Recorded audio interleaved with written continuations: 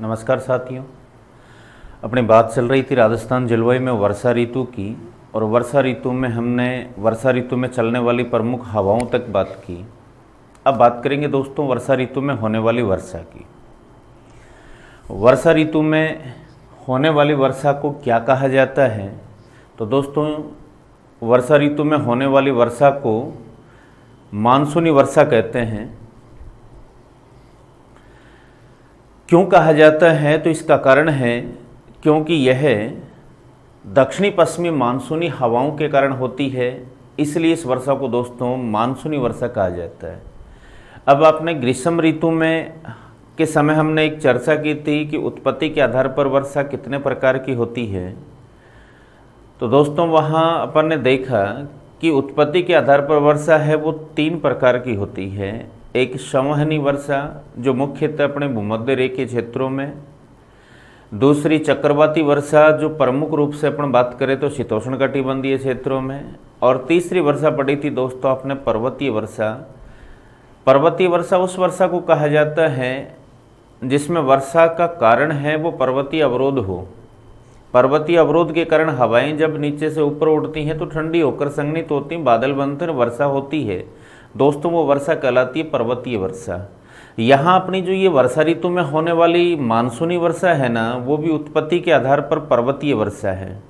ठीक है, अब हम बात करेंगे कि ये दक्षिणी पश्चिमी मानसून है, इसकी उत्पत्ति कहाँ से होती है, इसे दक्षिणी पश्चिमी मानसून क्यों कहा जाता है, ये दक्षिणी पश्चिमी मानसूनी हवाएं हैं वो किन स्थायी पवनों के कारण उत्पन्न होती हैं, ये उत्तरी गोलार्ध में आने के कारण किस बल के कारण है, वो दाईं ओर विस्थापित हो जाते हैं और इनकी दिशा दक्षिण पश्चिम से उत्तर पूर्व की ओर हो जाती है।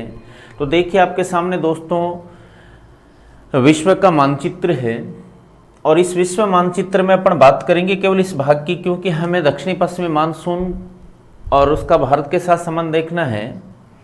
ये अपना हिंद महासागर है दोस्तों, ये जो है वो है अपना हिंद महासागर। ठीक है, और हिंद महासागर है, इसे 2 भागों में बांटने वाला जो प्रमुख अक्षांश है दोस्तों वो है भूमध्य रेखा।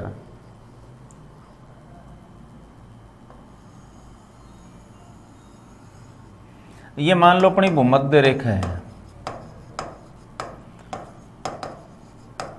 इस भूमध्य रेखा के जो उत्तर में रह गया वो तो है अपना उत्तरी हिंद महासागर दोस्तों, और इसके नीचे जो रह गया वो है अपना दक्षिणी हिंद महासागर। अपना जो दक्षिणी पश्चिमी मानसून है वो कहाँ से उत्पन्न होता है? तो यहाँ आपको दोस्तों ये अफ्रीका महाद्वीप है अपना, ये अपना भारत है, और अफ्रीका महाद्वीप में यहाँ दक्षिणी हिंद महासागर में जो आपको द्वीप दिखाई दे रहा है दोस्तों, ये अफ्रीका का सबसे बड़ा द्वीप है, और ये है मेडागास्कर। ठीक है, एक बार हम यहाँ पर इतनी बात करते हैं। अब बात करते हैं कि जो दक्षिणी पश्चिमी मानसून है वो कहाँ से उत्पन्न होता है? तो दोस्तों वो दक्षिणी हिंद महासागर से उत्पन्न होता है। अपनी जो भूमध्य रेखा है ना, इस भूमध्य रेखा के आसपास 5 डिग्री उत्तरी अक्षांश से लेकर, अगर अपन बात करें तो 5 डिग्री उत्तरी अक्षांश से लेकर 5 डिग्री दक्षिणी अक्षांश के मध्य एक न्यूनदाब क्षेत्र बनता है दोस्तों, जिसे कहा जाता है डोलड्रम। ठीक है, इस डोलड्रम पर दोनों ओर से अगर अपन बात करें तो उत्तरी गोलार्ध और दक्षिणी गोलार्ध दोनों ओर से व्यापारिक पवनें हैं वो डोलड्रम की ओर आती हैं। 30 से 35 डिग्री अक्षांशों पर दोनों गोलार्धों में, चाहे उत्तरी गोलार्ध हो चाहे दोस्तों दक्षिणी गोलार्ध हो, 30 से 35 डिग्री अक्षांशों पर उपोषण उच्च वायुदाब पेटी का निर्माण होता है, जहां से चलकर हवाएं इस डोलड्रम या भूमध्य रेखीय न्यूनदाब क्षेत्र की ओर चलती हैं, और उन हवाओं को दोस्तों व्यापारिक पवन कहा जाता है। उत्तरी गोलार्ध में जो व्यापारिक पवनें हैं उनकी दिशा होती है उत्तर पूर्व से दक्षिण पश्चिम की ओर। ये तो उत्तरी गोलार्ध की व्यापारिक पवनें हैं।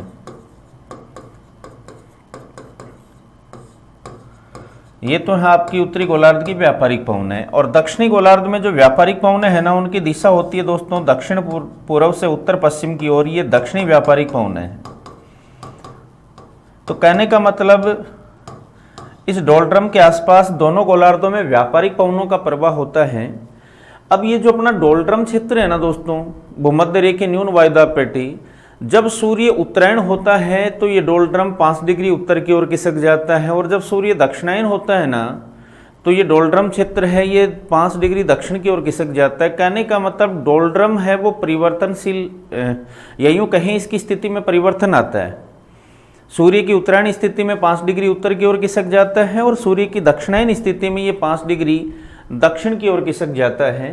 तो ऐसे ही परिवर्तन आपको यहाँ वर्षा ऋतु के समय देखने को मिलेगा दोस्तों। उस समय ये डोलड्रम है ना वो 0 डिग्री से लेकर 10 डिग्री उत्तरी अक्षांश तक, और ऐसी स्थिति में ये जो व्यापारिक पवनें थी ना दक्षिणी गोलार्ध की दोस्तों, ये 5 डिग्री दक्षिणी अक्षांश तक आ रही थी।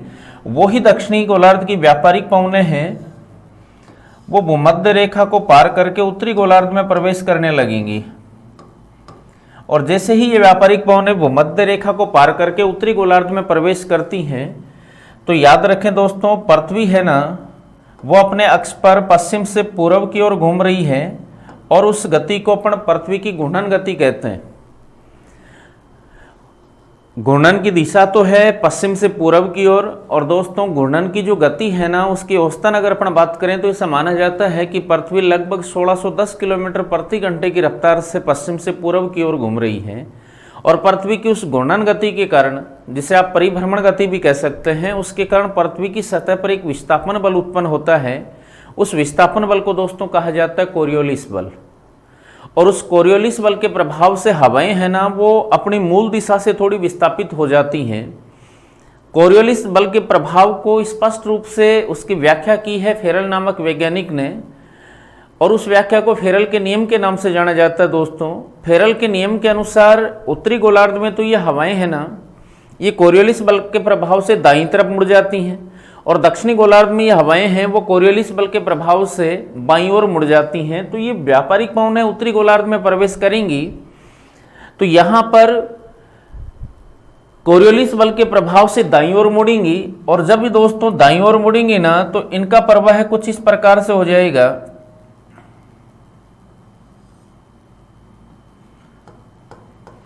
यानी जो दिशा है ना वो दक्षिण पश्चिम से उत्तर पूर्व की ओर होने लगेगी। ठीक है, इसलिए इन हवाओं को अपन क्या कहते हैं इस मानसून को? वैसे तो ये ऋतु के अनुसार ग्रीष्मकालीन मानसून है इसका नाम, लेकिन इसमें हवाओं की जो दिशा है ना वो दक्षिण पश्चिम से उत्तर पूर्व की ओर है, इसलिए हम इसे क्या कह रहे हैं? दक्षिणी पश्चिमी मानसून। एक बार यहां तक अपन मोटी मोटी बात करते हैं दोस्तों। वर्षा ऋतु में होने वाली वर्षा को मानसूनी वर्षा कहा जाता है, क्योंकि ये दक्षिणी पश्चिमी मानसून से होती है। उत्पत्ति के आधार पर यह पर्वतीय वर्षा है। इस दक्षिणी पश्चिमी मानसून की उत्पत्ति कहां से होती है? अपना जवाब होगा दक्षिणी हिंद महासागर में अफ्रीका के मेडागास्कर द्वीप के निकट से। किन हवाओं की सहायता से? तो अपना जवाब होगा दक्षिणी व्यापारिक पवनों की सहायता से। और यही दक्षिणी व्यापारिक पवनें डोलड्रम के उत्तर की ओर खिसकाव के कारण जब भूमध्य रेखा को पार करके उत्तरी गोलार्ध में प्रवेश करती हैं तो कोरियोलिस बल के प्रभाव से दाईं ओर मुड़ती, जिसके कारण इन हवाओं की दिशा दक्षिण पश्चिम से उत्तर पूर्व की ओर हो जाती है, इसलिए इसे दक्षिणी पश्चिमी मानसून कहा जाता है। अब ये दक्षिणी पश्चिमी मानसून सबसे पहले भारत में दोस्तों कहाँ आता है? तो यहाँ पर है अपना बंगाल की खाड़ी और इधर है अपना अरब सागर। ये जो भारतीय भूभाग है इसके इधर तो है आपका अरब सागर, ये तो, और ये है इधर बंगाल की खाड़ी। ठीक है दोस्तों, इस बंगाल की खाड़ी में है अपना अंडमान निकोबार द्वीप समूह है। और हमें पता है कि भारत का जो ये दक्षिणी प्रायद्वीपीय भाग है इसका सबसे दक्षिणी बिंदु है वो कुमारी अंतरीप है, जो तमिलनाडु राज्य का भाग है, जिसे केप कैमोरिन भी कहा जाता है। वो दोस्तों 8 डिग्री 4 मिनट उत्तरी अक्षांश पर स्थित है, जबकि अंडमान निकोबार द्वीप समूह का जो सबसे दक्षिणी द्वीप है ना वो है आपका ग्रेट निकोबार, बड़ा निकोबार, और उसका सबसे दक्षिणी बिंदु इंदिरा पॉइंट है जो 6 डिग्री 45 मिनट उत्तरी अक्षांश पर है दोस्तों। इसका मतलब अंडमान निकोबार का जो विस्तार है वो भारतीय मूल भूमि के भी दक्षिण तक है। तो सबसे पहले यह हवाएं जो दक्षिण से आ रही हैं वो भारत के सबसे दक्षिणी छोर में प्रवेश करेंगे, और भारत का सुदूर दक्षिणी जो बिंदु है दोस्तों वो ग्रेट निकोबार का इंदिरा पॉइंट है। इसका मतलब ये दक्षिणी पश्चिमी मानसून भारत के किस भाग में सबसे पहले प्रवेश करता है? तो अपना जवाब होगा अंडमान निकोबार द्वीप समूह में।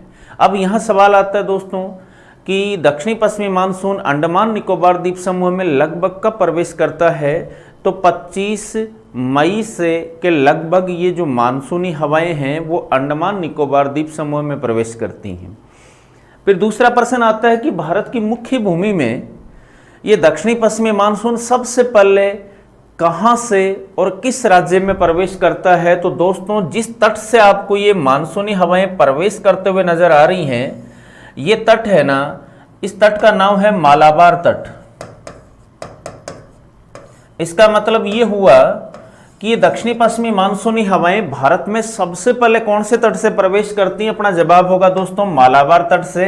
और मालाबार तट में किस राज्य से, तो अपना जवाब होगा दोस्तों केरल राज्य से, क्योंकि ये केरल राज्य का भाग है। तो भारत की मुख्य भूमि में तो मानसून सबसे पहले मालाबार तट से केरल राज्य में प्रवेश करेगा। और यहां भी दोस्तों एक प्रश्न आ सकता है कब प्रवेश करता है। तो सामान्यतः 1 जून को दक्षिणी पश्चिमी मानसून है वो मालाबार तट से केरल राज्य में प्रवेश करता है। यहां दोनों प्रश्न याद रखने, कंफ्यूज नहीं होना आपको। भारत के किस भाग में सबसे पहले दक्षिणी पश्चिमी मानसून प्रवेश करता है। अपना जवाब होगा अंडमान निकोबार द्वीप समूह में, और मई महीने के अंतिम सप्ताह से पहले, यानी 25 मई के लगभग। उसके बाद बात आती है कि भारत की मुख्य भूमि में सबसे पहले किस तट से प्रवेश करता है। तो अपना जवाब होगा दोस्तों मालाबार तट से प्रवेश करता है। और मालाबार तट में अगर अपन बात करें तो केरल राज्य से यह प्रवेश करता है। कब प्रवेश करता है दोस्तों, 1 जून को।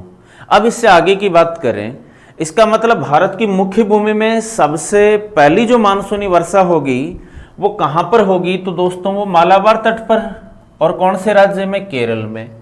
अब सवाल आता है कि इस पहली मानसूनी वर्षा को क्या कहा जाता है। तो दोस्तों इस पहली मानसूनी वर्षा को मानसून का विस्फोट या मानसून का प्रस्फोट या मानसून का फटना कहते हैं।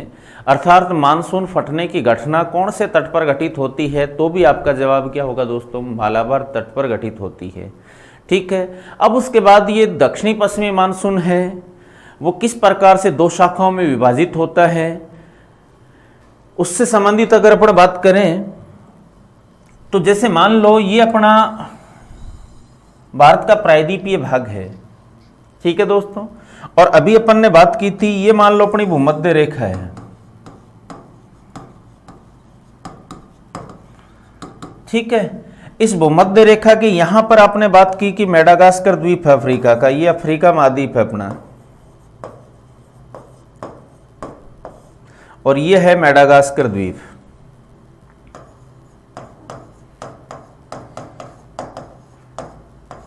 यहां से दक्षिणी व्यापारिक पवनें हैं वो भूमध्य रेखा को पार करके उत्तरी गोलार्ध में प्रवेश करती हैं और कोरियोलिस बल के प्रभाव से दाईं ओर मुड़ती हैं। तो ये कहां पहुंचती हैं, मालाबार तट पर। ये अपनी दक्षिणी पश्चिमी मानसूनी हवाएं हैं। अब यहां जो अपना ये प्रायद्वीपीय भाग के पश्चिम में भाग है दोस्तों, ये कहलाता है अरब सागर। ये सागरीय भाग कौन सा अपना, अरब सागर है। और भारत के इस प्रायद्वीपीय भाग के पूर्व में यहां पर है ये आपकी बंगाल की खाड़ी। ठीक है। अब प्रायद्वीपीय भाग जो ये पश्चिमी तट है ना, इसके सहारे दोस्तों यहां पर है एक पर्वतीय अवरोध जिसे अपन पश्चिमी घाट कहते हैं, या इसको आप कह सकते हो सह्याद्री की पहाड़ियां। ठीक है दोस्तों। इन सह्याद्री की पहाड़ियों के दक्षिण में यहां पर एक त्रिभुजाकार पर्वत श्रेणी है, नीलगिरी पर्वतमाला, जिसका स्वरूप कैसा है दोस्तों, त्रिभुजाकार स्वरूप है इसका, जो 3 राज्यों में फैली हुई है। इसका जो ये ऊपरी भाग है ये कर्नाटक राज्य में है, इसका ये भाग है वो केरल राज्य में है, और ये तमिलनाडु में है। तो इस त्रिभुजाकार स्वरूप से जैसे ही आपकी ये मानसूनी हवाएं टकराएंगी तो त्रिभुजाकार स्वरूप से टकराकर ये 2 भागों में बढ़ जाएंगी। इनका एक भाग तो इधर पश्चिमी घाट के अवरोध के कारण इसके सहारे अरब सागर से होते हुए दोस्तों दक्षिण से उत्तर की ओर बढ़ेगा। इस प्रकार से ये जो शाखा है वो दोस्तों कहलाती है अरब सागर की शाखा।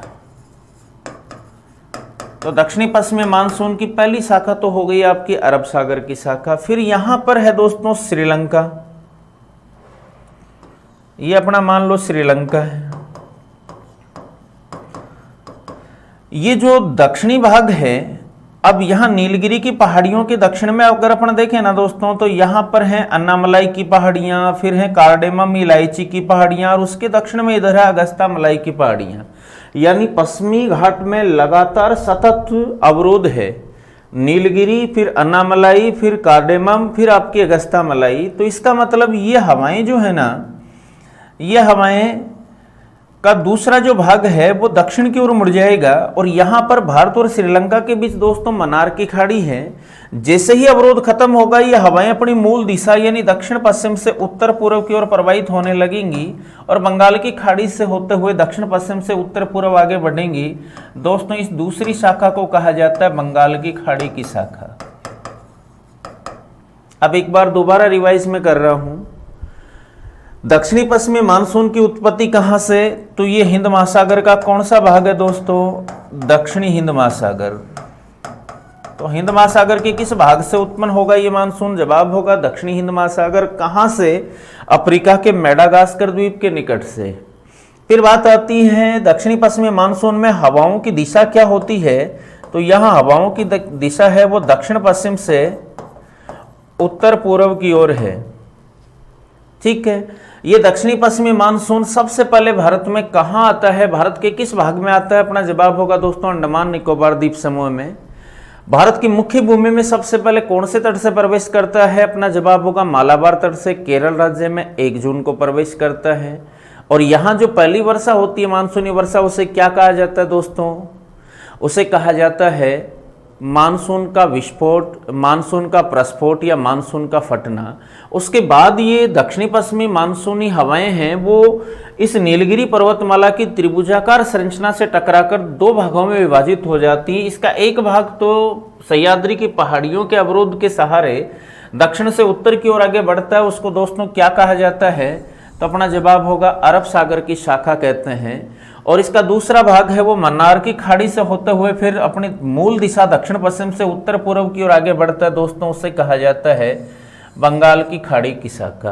अर्थात दक्षिणी पश्चिमी मानसून कितनी शाखाओं में विभाजित हो गया, 2 शाखाओं में। कौन कौन सी वो 2 शाखाएं, एक तो आपकी बंगाल की खाड़ी की शाखा और दूसरी है अरब सागर की शाखा। अब हम बात करेंगे आगे कि ये जो दक्षिणी पश्चिमी मानसून की 2 शाखाएं हैं, इनमें से कौन सी शाखा राजस्थान में सबसे पहले प्रवेश करती है, कौन सी शाखा राजस्थान में सर्वाधिक वर्षा करती है, राजस्थान में सर्वाधिक मात्रा में वर्षा किस शाखा से होती है, जबकि सर्वाधिक क्षेत्र में या यूं कहें कि राजस्थान में सबसे ज्यादा वर्षा कौन सी शाखा से होती है, इन सब पर चर्चा करेंगे। तो आगे अपन बात करें कि दक्षिणी पश्चिमी मानसून है ये किस प्रकार से राजस्थान में प्रवेश करता है। दोस्तों अपना ये जो है वो है राजस्थान, और राजस्थान में यहां पर कुछ इस प्रकार से अरावली का विस्तार है, ये अपनी अरावली पर्वतमाला है। ठीक है, अब अपन बात कर रहे थे उन दोनों मानसूनी शाखाओं की। जैसे एक मानसूनी शाखा है वो तो ये अरब सागर की शाखा, वो इस प्रकार से दक्षिण से उत्तर की ओर बढ़ रही है। कौन सी शाखा है दोस्तों, ये अरब सागर की शाखा। और दूसरी शाखा ये है बंगाल की खाड़ी की शाखा।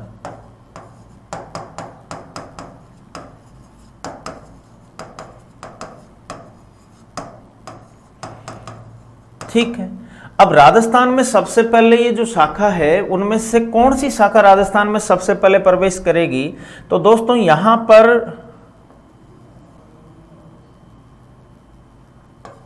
ये अपना है वो विंध्याचल है। विंध्याचल पर्वतमाला है जो दक्षिण में, इधर पश्चिम में अगर अपन बात करें तो गुजरात में गिरनार की पहाड़ियों से शुरू होकर इधर राजमहल की पहाड़ियों तक पूर्व में फैली हुई है। ये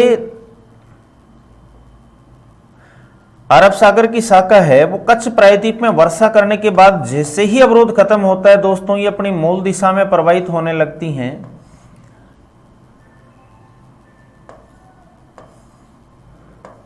और दक्षिण पश्चिम से उत्तर पूर्व की ओर मुड़ जाती हैं। यहां अपन देख रहे हैं कि इन हवाओं की जो दिशा है ना वो अरावली पर्वतमाला के समानांतर है। पहले तो देखिए इन दोनों सागरीय भागों में से, जैसे ये तो अरब सागर की शाखा और ये दूसरी आपकी बंगाल की खाड़ी की शाखा, अपने राजस्थान के भूभाग में के निकट अगर अपन बात करें तो निकट सागरीय क्षेत्र दोस्तों इन दोनों में से अरब सागर है। इसका मतलब सबसे पहले राजस्थान में प्रवेश करने की संभावना अगर इन दोनों शाखाओं में से होगी तो वो किसकी होगी? अरब सागर की शाखा की होगी। और ये बात भी बिल्कुल सत्य है। कहने का मतलब एक प्रश्न अपना स्पष्ट हो गया कि राजस्थान में सर्वप्रथम कौन सी मानसूनी शाखा प्रवेश करती है, तो अपना जवाब होगा दोस्तों अरब सागर की शाखा राजस्थान में सबसे पहले प्रवेश करती है। अब सवाल ये आता है कि ये मानसून है वो सबसे पहले राजस्थान में कहां से प्रवेश करता है, तो राजस्थान का ये जो सबसे दक्षिणी भाग है दोस्तों ये है बांसवाड़ा का। कौन सा जिला है ये? अपना बांसवाड़ा है। और बांसवाड़ा में जो सबसे दक्षिणी छोर आपने पढ़ा है बोरकुंडा, तो दक्षिण से आने वाली ये हवाएं यानी मानसून है वो राजस्थान में सबसे पहले कहां से प्रवेश करता है, तो अपना जवाब होगा बांसवाड़ा जिले से प्रवेश करता है। दक्षिणी पश्चिमी मानसून के राजस्थान में प्रवेश की बात करें तो कौन से जिले से होगा दोस्तों? बांसवाड़ा जिले से होगा। कब होता है? तो लगभग 15 जून को ये दक्षिणी पश्चिमी मानसून राजस्थान में दक्षिणी भाग से बांसवाड़ा जिले से प्रवेश करता। देखो भारत में प्रवेश की बात की तो यहां पर केरल राज्य में प्रवेश कर रहा है, मालाबार तट पर। कब प्रवेश कर रहा है दोस्तों? 1 जून को। तो भारत में तो सबसे पहले कौन से राज्य से? केरल राज्य से। कौन से तट से? मालाबार तट से। कब प्रवेश कर रहा है? 1 जून को। राजस्थान में सबसे पहले मानसून है वो कहां से प्रवेश करता है? अपना जवाब होगा बांसवाड़ा जिले से। कब प्रवेश करता है दोस्तों? 15 जून को प्रवेश करता है। और कौन सी शाखा सबसे पहले आती है? अरब सागर की शाखा। तो इन सारे प्रश्नों के जवाब हमें मिले। अब अपन बात करें कि अरब सागर की शाखा क्या राजस्थान में वर्षा करती है? क्या संपूर्ण राजस्थान में वर्षा करती है या इसके किसी भाग विशेष में वर्षा करती है? क्या यह राजस्थान के अधिकांश भागों में बिना वर्षा किए आगे निकल जाती है? तो इसका कारण क्या है? सबसे पहले तो देखिए अरब सागर की शाखा राजस्थान के किस भाग में वर्षा करती है, तो राजस्थान का जो ये दक्षिणी भाग है इसी भाग में केवल अरब सागर की शाखा से वर्षा होगी। बाकी क्षेत्रों में ये अरब सागर की शाखा है वो बिना वर्षा किए सीधी उत्तर की ओर हिमालय की ओर चली जाती है। और इसकी वजह है कि इन हवाओं की दिशा है ना वो अरावली के समानांतर है। राजस्थान में अपनी अरावली का विस्तार भी दक्षिण पश्चिम से उत्तर पूर्व की ओर, और अरब सागर की शाखा की जो हवाएं हैं उनकी दिशा भी दोस्तों दक्षिण पश्चिम से उत्तर पूर्व की ओर है। और जैसा हमने शुरुआत में पढ़ा कि ये मानसूनी वर्षा पर्वतीय वर्षा होती है और ये वर्षा पर्वतीय अवरोध के कारण होती है। आप यहां देख रहे हैं कि अरावली की स्थिति इन हवाओं के समानांतर होने के कारण अरावली इनके मार्ग में अवरोध उत्पन्न नहीं कर पाती, अर्थात अरावली पर्वतमाला पर्वतीय वर्षा कराने में दोस्तों सक्षम नहीं है। यही कारण है कि अरब सागर की शाखा से केवल राज्य का दक्षिणी भाग ही वर्षा प्राप्त करता है। शेष राजस्थान में यह हवाएं बिना वर्षा किए अरावली के समानांतर सीधी उत्तर में निकल जाती हैं। तो सबसे पहले आई कौन सी? अरब सागर की शाखा। केवल कौन से भाग में वर्षा करेगी? दक्षिणी भाग में। और इस दक्षिणी भाग में किन किन जिलों के भूभाग हैं तो थोड़ा सा ये भी देख लें। अरब सागर की शाखा से राज्य के जिस दक्षिणी भाग में वर्षा हो रही है ना दोस्तों, इसमें मुख्यतः सिरोही का भाग, कुछ उदयपुर का भाग, डूंगरपुर, बांसवाड़ा, प्रतापगढ़, चित्तौड़ और आपके झालावाड़ जिलों के कुछ भागों में ही ये अरब सागर की शाखा वर्षा कर पाती है। शेष राजस्थान में इससे वर्षा नहीं होती। इसका मतलब राजस्थान के बाकी भागों में अपन बात करें तो जो वर्षा है वो किससे होगी दोस्तों? बंगाल की खाड़ी की शाखा से। अब सवाल ये आता है कि बंगाल की खाड़ी की शाखा तो इधर बढ़ रही है, ये राजस्थान की तरफ क्यों आएगी? तो दोस्तों यहां पर अपने हिमालय पर्वतमाला का अवरोध है और इस हिमालय का ही पूर्वी जो अगर अपन भाग देखें तो हिमालय पर्वतमाला कुछ इस प्रकार से फैली हुई है और इसका ये जो पूर्वी भाग है ये भारत और म्यांमार के मध्य सीमा है, जिसका विस्तार अंडमान निकोबार द्वीप समूह तक यूं नीचे तक माना जाता है। इस पर्वत का नाम है अराकान योमा। तो ये बंगाल की खाड़ी की जो शाखा है ना वो आगे दक्षिण पश्चिम से उत्तर पूर्व की ओर बढ़ते हुए किस पर्वतमाला से टकराएगी दोस्तों? अराकान योमा पर्वत से। और अराकान योमा पर्वत के अवरोध को पार नहीं कर पाती, इधर उत्तर में हिमालय पर्वतमाला का अवरोध है।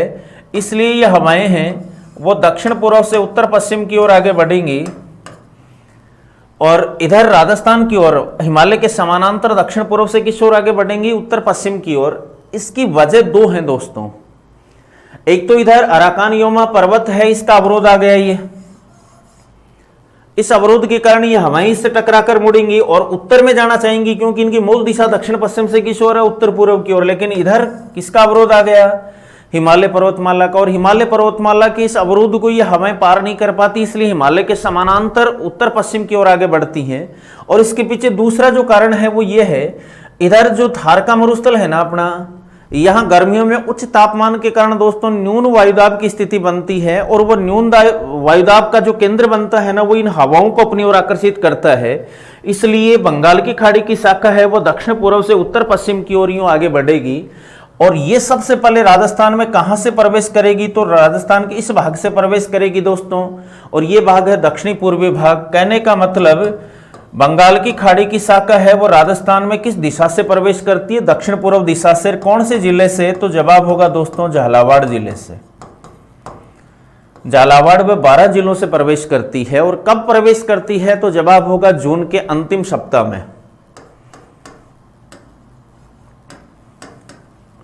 जून के अंतिम सप्ताह में ये हवाएं प्रवेश करती हैं। कौन सी हवाएं, बंगाल की खाड़ी की शाखा की बात कर रहे हैं। दोबारा से देखना, राजस्थान में सबसे पहले आने वाली मानसूनी शाखा तो कौन सी है दोस्तों, अरब सागर की शाखा। किस भाग से प्रवेश करती है, दक्षिणी भाग से। दक्षिणी भाग में कौन से जिले से, बांसवाड़ा जिले से। कब प्रवेश करती है, 15 जून को। अरब सागर की शाखा से संपूर्ण राजस्थान में वर्षा नहीं होती, केवल राजस्थान का दक्षिणी भाग ही वर्षा प्राप्त करता है, जिसमें मुख्यतः किन किन जिलों के भूभाग हैं, सिरोही, उदयपुर, डूंगरपुर, बांसवाड़ा, प्रतापगढ़, थोड़ा सा चित्तौड़ का दक्षिणी भाग और झालावाड़ जिलों के कुछ भूभागों में यह वर्षा करती है। शेष राजस्थान में वर्षा नहीं होती क्योंकि इन हवाओं की दिशा अरावली के समानांतर है, इसलिए अरावली इनके मार्ग में अवरोध उत्पन्न नहीं करती। फिर बात करें तो फिर बाकी के भाग में वर्षा किस शाखा से होगी, तो दोस्तों वो होगी बंगाल की खाड़ी की शाखा से। और ये बंगाल की खाड़ी की शाखा राजस्थान में कौन से भाग से प्रवेश करती है, अपना जवाब होगा दक्षिणी पूर्वी भाग से। कौन से जिले से प्रवेश करती है, अपना जवाब होगा झालावाड़ जिले से। कब प्रवेश करती है, तो अपना जवाब होगा जून के अंतिम सप्ताह में। ठीक है दोस्तों, अब ये दक्षिणी पश्चिमी मानसून की जो बंगाल की खाड़ी की शाखा है, ये जैसे आगे बढ़ेगी तो अरावली का जो पूर्वी भाग है इन हवाओं के मार्ग में अवरोध उत्पन्न करेगा।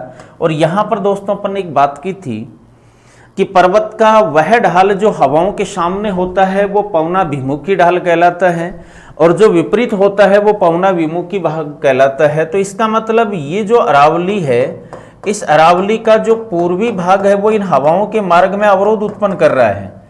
तो ये पूर्वी राजस्थान का जो भाग है ना दोस्तों, ये वृष्टि प्रदेश में आएगा, अर्थात पूर्वी राजस्थान पर्याप्त वर्षा प्राप्त करेगा। जबकि इसके विपरीत यही हवाएं जब इस अरावली को पार करके इधर पश्चिम में जाएंगी तो अरावली का जो पश्चिमी ढाल है ना, वो पश्चिमी ढाल दोस्तों पवना विमुखी ढाल होगा। इस कारण से पश्चिमी राजस्थान है जो ये इधर वाला भाग, ये वृष्टि छाया प्रदेश में आएगा। यही कारण है कि पूर्वी राजस्थान की तुलना में पश्चिमी राजस्थान में कम वर्षा होती है। इसकी वजह दोबारा याद रख लें, बंगाल की खाड़ी की शाखा दक्षिण पूर्व में झालावाड़ जिले से प्रवेश करके उत्तर पश्चिम की ओर बढ़ती हैं, इसलिए अरावली पर्वतमाला का पूर्वी ढाल इन हवाओं के मार्ग में अवरोध उत्पन्न करता। परिणामतः पूर्वी राजस्थान वृष्टि प्रदेश में होने के कारण पर्याप्त वर्षा प्राप्त करता है, जबकि इसके विपरीत पश्चिमी राजस्थान वृष्टि छाया प्रदेश में होने के कारण यहाँ कम वर्षा प्राप्त होती है। तो दोस्तों सबसे पहले तो आएगी आपकी अरब सागर की शाखा, लेकिन सर्वाधिक क्षेत्र में वर्षा किससे होगी, बंगाल की खाड़ी की शाखा से। अब यहां पर कुछ प्रश्न और बनेंगे। प्रश्न आ जाए कि राजस्थान में सर्वाधिक मात्रा में वर्षा किस शाखा से होती है, तो याद रखें दोस्तों सर्वाधिक क्षेत्र में या सर्वाधिक वर्षा तो किससे हो रही है, बंगाल की खाड़ी की शाखा से। लेकिन यदि मात्रा की बात आ जाए तो आपका जवाब होगा राजस्थान में सर्वाधिक मात्रा में वर्षा अरब सागर की शाखा से होती है। ये क्यों, तो यहां राजस्थान के भूभाग से यदि इन दोनों सागरीय क्षेत्रों की दूरी की बात करें तो बंगाल की खाड़ी है वो अधिक दूर है, और बंगाल की खाड़ी से ये जो हवाएं आ रही हैं वो बंगाल की खाड़ी से नमी लेकर जैसे ही मध्य भारत में इधर छोटा नागपुर पठार क्षेत्र में वर्षा करते करते करते करते राजस्थान तक आएंगी, तो दोस्तों इनकी अधिकांश नमी है वो वर्षा के रूप में गिरा देती हैं। अर्थात ये राजस्थान तक पहुंचते पहुंचते ये हवाएं कमजोर पड़ जाएंगी। इसलिए इनसे भले ही राजस्थान के संपूर्ण भाग में वर्षा होगी, लेकिन वर्षा कम मात्रा में होगी, ठीक है। जबकि इसके विपरीत अरब सागर की शाखा की जो हवाएं हैं वो कम दूरी से ही राजस्थान में प्रवेश कर रही हैं, यानी यहां से पर्याप्त नमी लेकर ये आगे बढ़ेंगी और पर्याप्त नमी के साथ ये राजस्थान में प्रवेश कर जाएंगी। तो भले ही राजस्थान के कम क्षेत्र में ये वर्षा करेंगी, लेकिन जो वर्षा होगी उसकी मात्रा क्या होगी दोस्तों, अधिक होगी, ठीक है। तो राजस्थान में सर्वाधिक मात्रा में वर्षा किस शाखा से होती है, अपना जवाब होगा अरब सागर की शाखा से।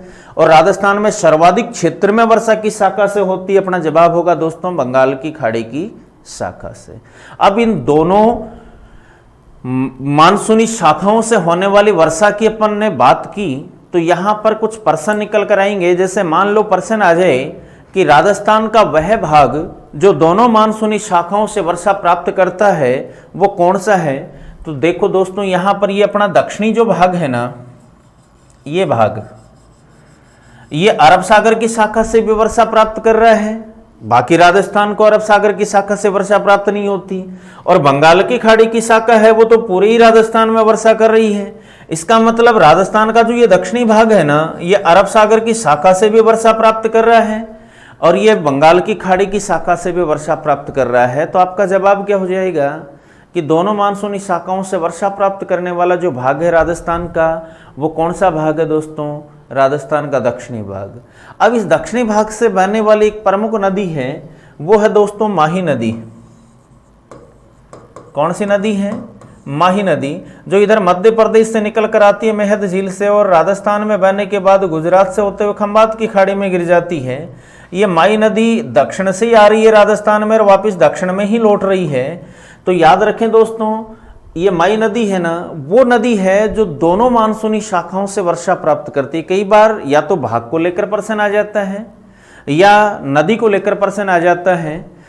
एक प्रश्न तो यूं पूछा जाएगा कि राजस्थान का कौन सा भाग दोनों शाखाओं से वर्षा प्राप्त करता है, तब तो अपने जवाब पढ़ लिया दक्षिणी भाग प्राप्त करता है। मान लो इसी प्रश्न को घुमा फिराकर नदी से जोड़कर पूछ लिया जाए कि राजस्थान की वह नदी जो दोनों मानसूनी शाखाओं से वर्षा जल प्राप्त करते हुए प्रवाहित होती है, तो दोस्तों अपना जवाब होगा माही नदी है, ठीक है। अब राजस्थान में इस वर्षा से संबंधित कुछ महत्वपूर्ण बातें हैं वो करेंगे अपन। जैसे वर्षा ऋतु में जो वर्षा हो रही है,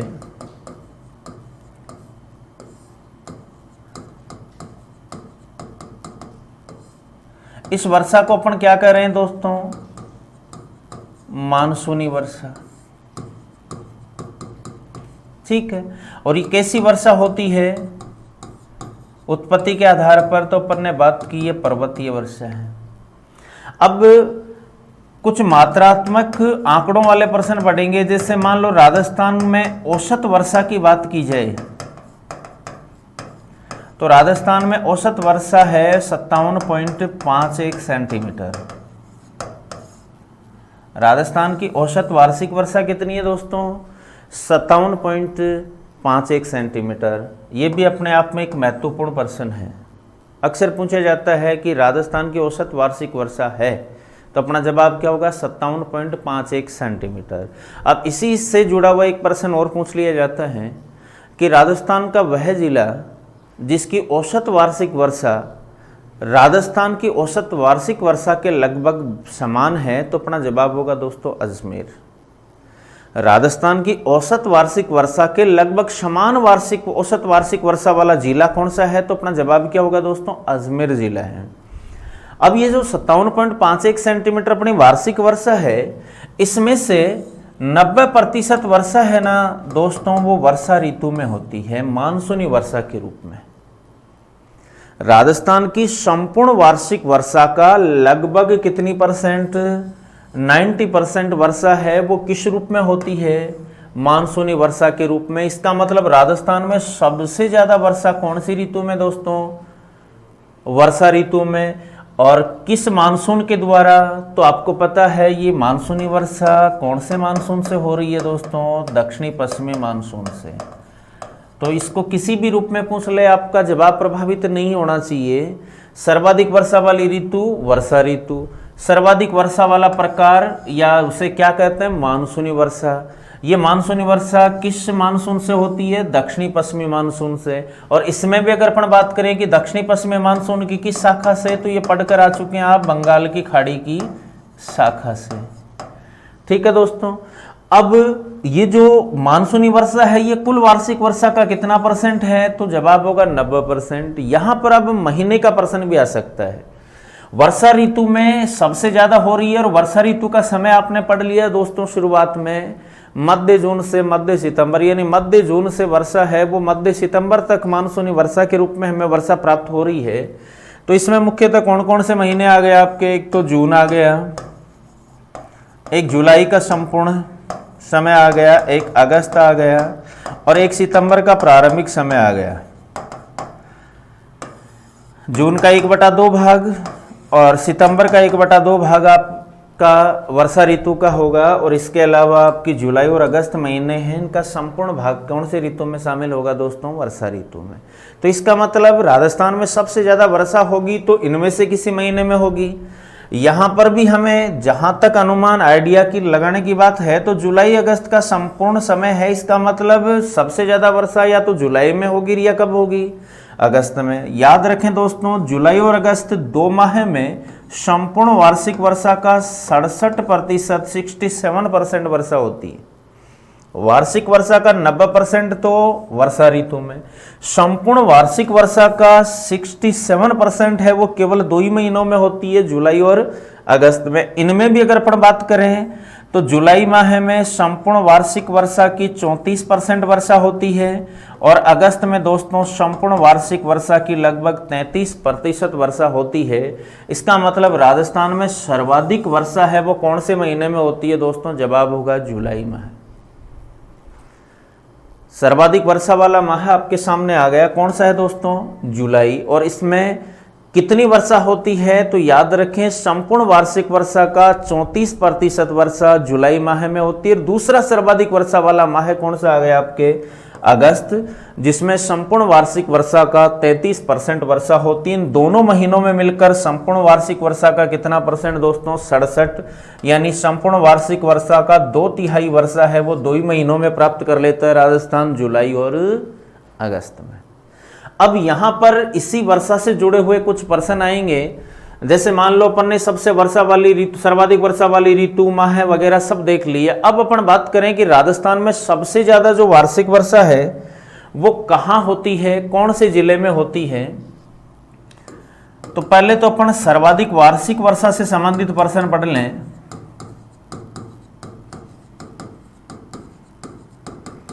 यहां पर 2 प्रश्न याद रखें दोस्तों, सर्वाधिक वार्षिक वर्षा वाला जिला तो कौन सा है और सर्वाधिक वार्षिक वर्षा वाला स्थान कौन सा है।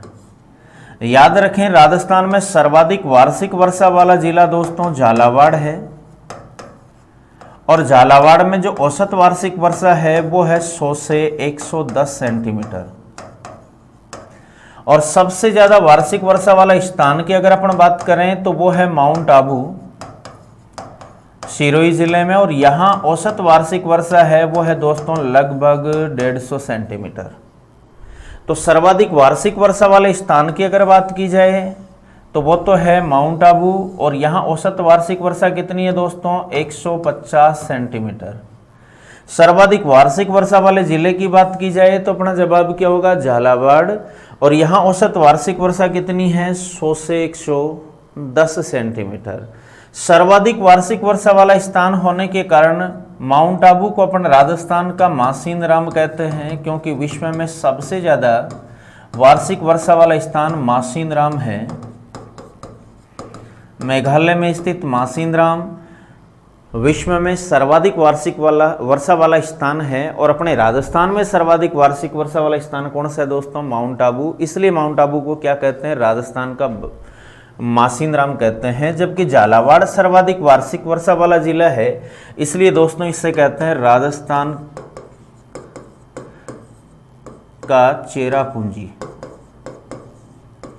राजस्थान का चेरापूंजी तो किसको कहा जाता है, तो अपना जवाब होगा झालावाड़ जिले को कहा जाता है। और राजस्थान का मासिंद्राम किसे कहते हैं, तो जवाब होगा दोस्तों माउंट आबू को कहते हैं। दोबारा से देखना, राजस्थान में औसत वार्षिक वर्षा 57.51 सेंटीमीटर, इसके लगभग समान वार्षिक वर्षा वाला जिला अजमेर है।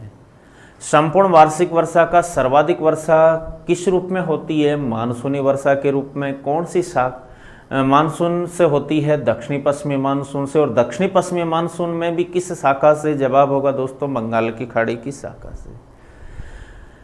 ये वर्षा किस प्रकार की वर्षा है, तो पर्वतीय वर्षा। इसका मतलब राजस्थान में अधिकांश वर्षा पर्वतीय प्रकार की होती है। सबसे ज्यादा वर्षा वाले माह की बात की तो जुलाई है। जुलाई और अगस्त 2 ऐसे महीने अपने हैं जिसमें राजस्थान की संपूर्ण वार्षिक वर्षा का 2/3 यानी लगभग 67% वर्षा होती है। और इसमें भी 34% जुलाई में, लगभग 33% आपके अगस्त में। इसका मतलब सबसे ज़्यादा वर्षा वाला माह कौन सा हो गया, जुलाई। ठीक है।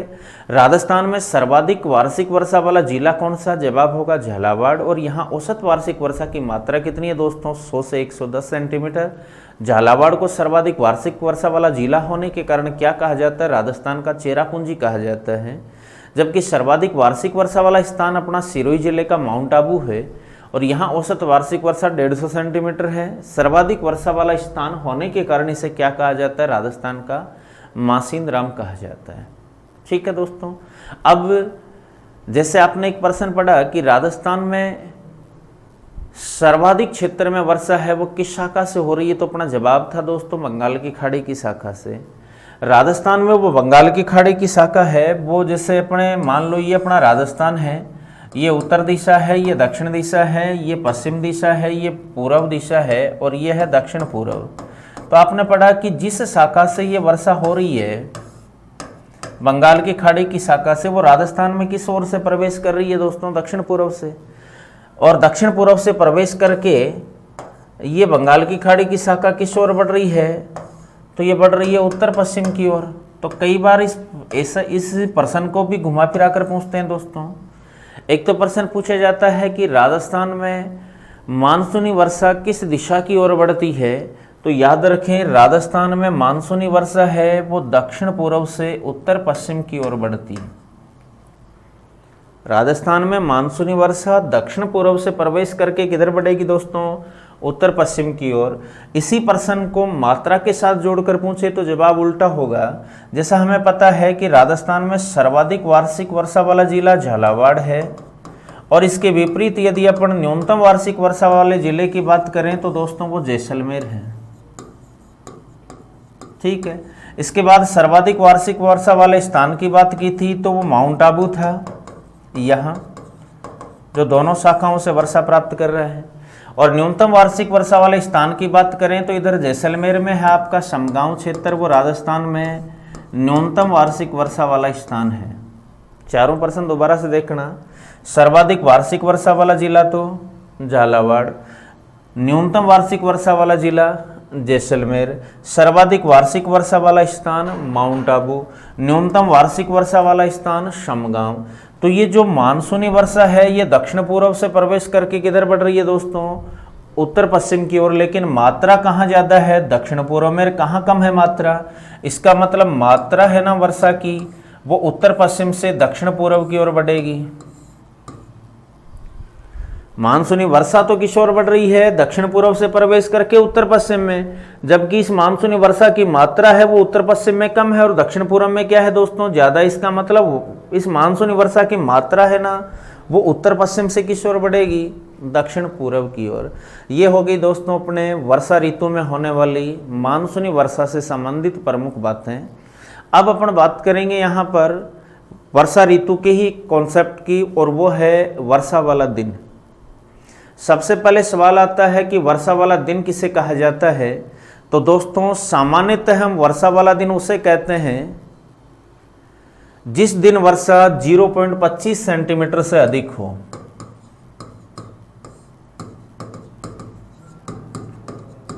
यानी वह दिन जिस दिन वर्षा कितने से ज्यादा हो,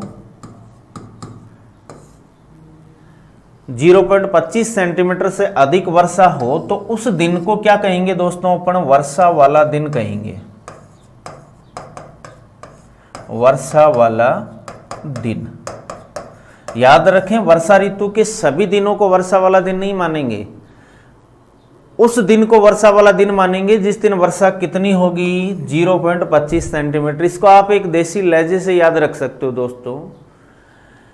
मामूली बूंदाबूंदी होना वर्षा वाला दिन नहीं है, उस दिन को आप वर्षा वाला दिन कह सकते हैं स्थानीय भाषा में, जिस दिन एक बार पृथ्वी की जो ऊपरी सतह है वो पूरी भीग जाए। और अपने शेखावाटी क्षेत्र में ऐसी वर्षा को दोस्तों कहते हैं पटका जोड़ छांट, यानी पटका तो किसको कहा गया है, वर्षा की बूंद गिरने पर जो निशान अंकित होता है ना धरातल पर, उसको पटका कहते हैं। वो पटके आपस में जुड़ जाए, जैसे चूरू इधर गंगानगर की तरफ इनको पड़ंगा कहोगे, अपने यहाँ शेखावाटी क्षेत्र में इनको पटका कहोगे। तो जब पूरी सतह भीग जाए तो उस दिन को वर्षा वाला दिन कहेंगे। और दोस्तों धरातल की पूरी सतह को भिगोने के लिए कम से कम कितनी वर्षा का होना आवश्यक है, 0.25 सेंटीमीटर। तो वर्षा वाले दिन का मतलब होगा जिस दिन वर्षा कितने से ज्यादा हो, 0.25 सेंटीमीटर से अधिक हो। अब सवाल यह आता है कि साहब राजस्थान में संपूर्ण वर्ष में वर्षा वाले दिनों की औसत संख्या कितनी है। तो याद रखें, राजस्थान में वर्षा वाले दिनों की औसत संख्या की अगर बात आ जाए तो राजस्थान में वर्षा वाले दिनों की औसत संख्या दोस्तों 29 दिन है। यानी वर्ष में औसतन कितने दिन वर्षा वाले होते हैं राजस्थान में, तो जवाब क्या होगा दोस्तों, 29 दिन। ठीक है, अब यहां पर प्रश्न और बनेगा कि राजस्थान में वर्षा वाले दिनों की सर्वाधिक संख्या कौन से जिले में। तो यहां दोस्तों आपने पढ़ा था कि राजस्थान में सबसे ज्यादा वर्षा झालावाड़ जिले में होती है। यह तभी संभव है जब वहां पर वर्षा वाले दिन ज्यादा होंगे। इसका मतलब राजस्थान में वर्षा वाले दिनों की सर्वाधिक संख्या वाला जिला दोस्तों जनरल सेंस अगर लगाएं तो कौन सा होना चाहिए, झालावाड़ होना चाहिए। और ये बात भी सही है, यहाँ वर्षा वाले दिन हैं वो 40 या 41 दिन होते हैं दोस्तों। फिर बात करें कि वर्षा वाले दिनों की सर्वाधिक संख्या वाला स्थान कौन सा है, तो दोस्तों वो माउंट आबू होगा। और माउंट आबू में वर्षा वाले दिन हैं वो लगभग कितने होते हैं दोस्तों, एवरेज 48 दिन होते हैं। फिर बात करें वर्षा वाले दिनों की न्यूनतम संख्या वाला जिला कौन सा होगा, तो दोस्तों वो जैसलमेर होगा। और यहां पर वर्षा वाले दिन होते हैं दोस्तों 0 से लेकर 5 दिन। फिर बात आ जाए कि वर्षा वाले दिनों की न्यूनतम संख्या वाला स्थान कौन सा होगा, तो दोस्तों वो समगांव होगा। और यहां वर्षा वाले दिन होते हैं 0 से 3 दिन। दोबारा से देख लें, वर्षा वाले दिन का अभिप्राय है जिस दिन वर्षा 0.25 सेंटीमीटर से ज्यादा हो। राजस्थान में वर्षा वाले दिनों की औसत संख्या है 29। वर्षा वाले दिनों की सर्वाधिक संख्या वाला जिला है झालावाड़। न्यूनतम संख्या वाला जिला है जैसलमेर। सर्वाधिक संख्या वाला स्थान है माउंट आबू। न्यूनतम संख्या वाला स्थान है समगांव। अब इन दिनों की संख्या भी देखो, राजस्थान में एवरेज तो 29, झालावाड़ में औसत 40 से 41, माउंट आबू में औसत 48 दिन, जैसलमेर में एवरेज 0 से 5 दिन और जैसलमेर के समगांव क्षेत्र में 0 से 3 दिन। ये दोस्तों हुई अपनी वर्षा ऋतु की प्रमुख बातें। अब हर ऋतु में आपको बताया था कि आर्द्रता या जलवाष्प की मात्रा के बारे में भी जानना है। जैसा हमने पढ़ा कि जहां वर्षा या जब वर्षा अधिक होगी वायुमंडल में आर्द्रता की मात्रा ज्यादा होगी। हमने पढ़ा कि 90% जो वर्षा है राजस्थान की वार्षिक वर्षा, उसका 90% वर्षा ऋतु में प्राप्त हो रहा है। इसका मतलब सबसे ज्यादा वर्षा कौन सी ऋतु में हो रही है दोस्तों, वर्षा ऋतु में। तो सबसे ज्यादा आर्द्रता भी कौन सी ऋतु में होगी, वर्षा ऋतु में होगी। तो याद रखें, वर्षा ऋतु राजस्थान की सबसे आर्द्र ऋतु है। ठीक है, अब इसमें भी बात की जाती है कि राजस्थान में सर्वाधिक आर्द्र माह कौन सा है। तो यहां पर अपन ने एक बात की थी कि जुलाई जो महीना है उसमें सर्वाधिक वर्षा होती है, 34% वर्षा। उसके बाद दूसरा सर्वाधिक वर्षा वाला स्थान है, वो जिला माह है वो दोस्तों है अगस्त, और इसमें होती है 33%। तो अब इस मात्रा को देखेंगे तो हमें लगेगा कि सबसे आर्द्र महीना जुलाई होगा, जबकि ये सही नहीं है दोस्तों। भले ही जुलाई में सबसे ज्यादा वर्षा हो रही है और जुलाई में जब वर्षा होगी तो वायुमंडल में आर्द्रता बढ़ेगी, लेकिन दोस्तों अगस्त में फिर और वर्षा होगी, तो याद रखें अगस्त में जुलाई के बाद भी और आर्द्रता बढ़ जाएगी, अर्थात राजस्थान का सबसे आर्द्र माह है वो दोस्तों अगस्त होगा।